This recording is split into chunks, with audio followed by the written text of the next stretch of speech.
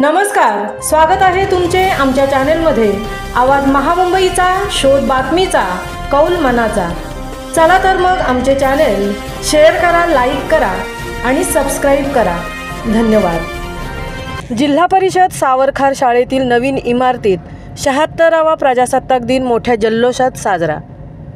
अथक परिश्रमातून उभारण्यात आलेल्या सावरखार गावातील जिल्हा परिषद शाळेमध्ये पहिला प्रजासत्ताक दिन मोठ्या उत्साहात साजरा झाला।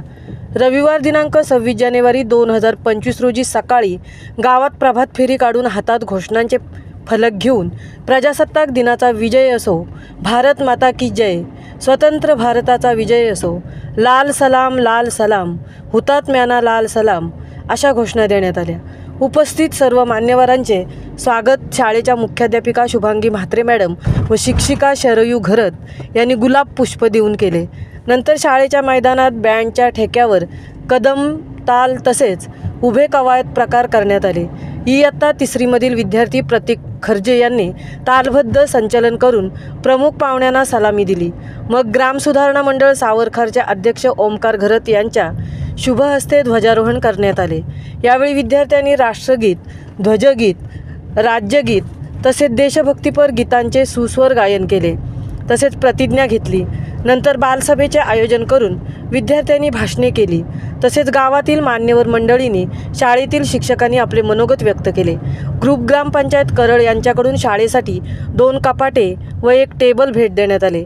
यावेळी ग्रामपंचायत सदस्या मेघा जितेंद्र ठाकूर, सावरखारचा राजा मित्रमंडळ यांच्याकडून विद्यार्थ्यांसाठी खाऊची पाकिटे देण्यात आली।